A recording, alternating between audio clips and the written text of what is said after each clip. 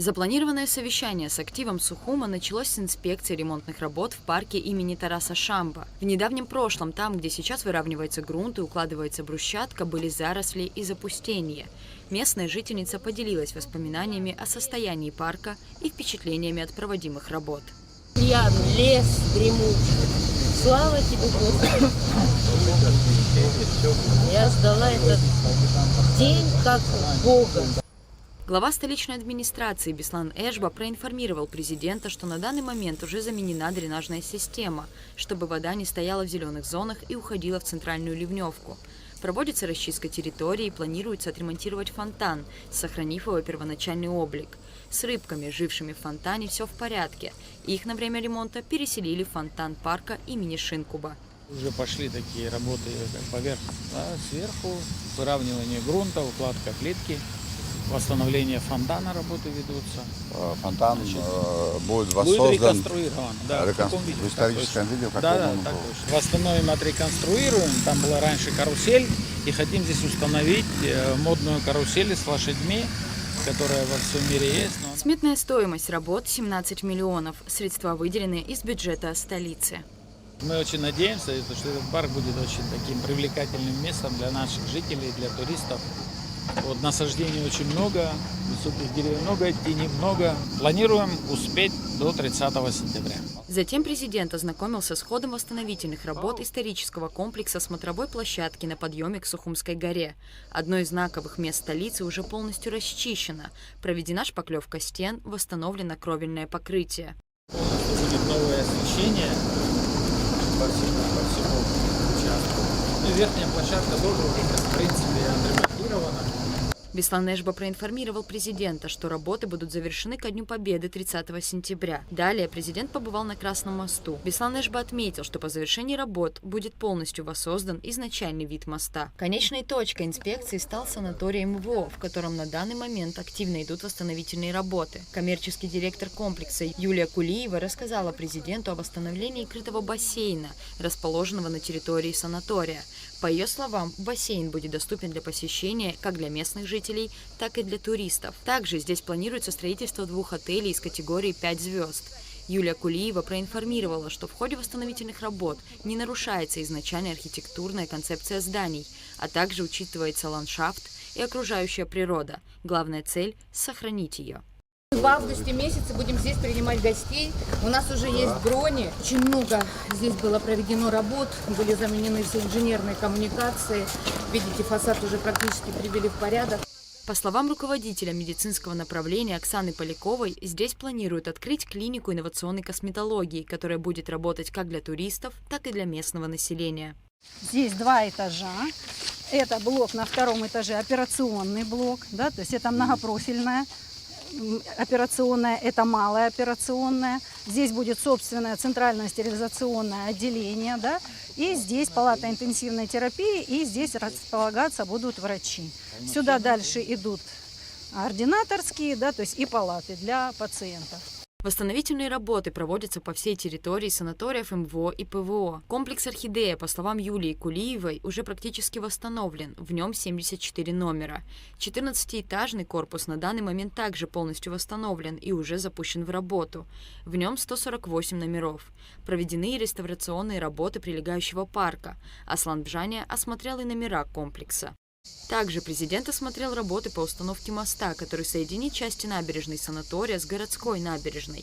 На данный момент установлены сваи и идет расчистка территории. Конструктивное предложение, бетонные основания ему. Наша инспекция строительная, они дали рекомендации свои, вот такое свайное поле, для того, чтобы потом соорудить мост. Они придерживаются этого предложения, в принципе, начали. Первым этапом, как рассказала Юлия Кулиева, завершение которого планируется в первых числах августа, будет запущено в работу 600 номеров. На данный момент территория санатория восстанавливается повсеместно. Запустили в работу и столовую. После инспекции по объектам президент провел совещание с активом Сухума, в котором приняли участие депутаты городского собрания и парламента республики. Беслан Эшба рассказал об итогах работы столичной администрации за первое полугодие. Так, доходная часть бюджета столицы выполнена на 124%. При плане в 579 миллионов рублей в бюджет поступило 718 миллионов. По словам Беслана Эшба, собственные доходы бюджета города увеличились на 154 миллиона по сравнению с аналогичным периодом прошлого года. Спецналог 123% или 32 миллиона 512 тысяч.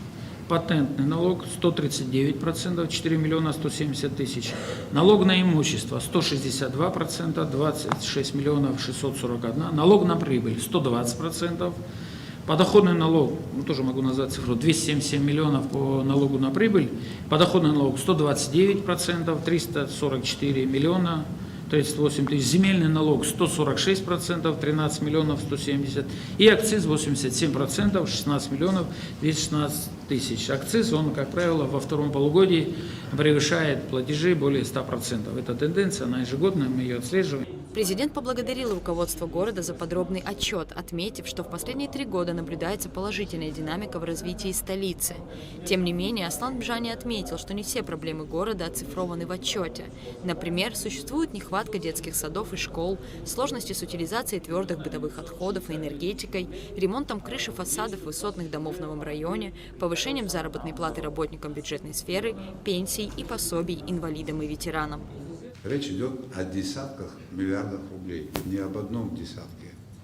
Мы можем об этом не говорить, мы можем все заморозить и медленно вот идти такими шагами вперед. Это я не упрекаю вообще. Но если у нас столько времени, конечно, у нас есть потенциал. Потенциал – это еще не значит, что он работает на население, он может остаться неиспользованным. Коль скоро мы заявились и являемся независимым государством, прежде всего независимость нужно наполнить экономическим содержанием. Понятно, что наша страна туристическая. Вот здесь депутаты говорили о том, что вот кто-то строит гостиницы. Так, конечно, строят гостиницы, и это хорошо. Но у нас гостиниц должно быть в 20, в 30, в 40 раз больше. И финансовая модель сегодня выгодна, когда часть гостиницы никто не собирается никому давать право строить апарт-отели. Хотя сейчас это происходит не отрегулировано, чтобы там не было гостиничных номеров. Обычно соотношение делают 50 на 50. 50% гостиницы он быстро окупил, продав эти апартаменты.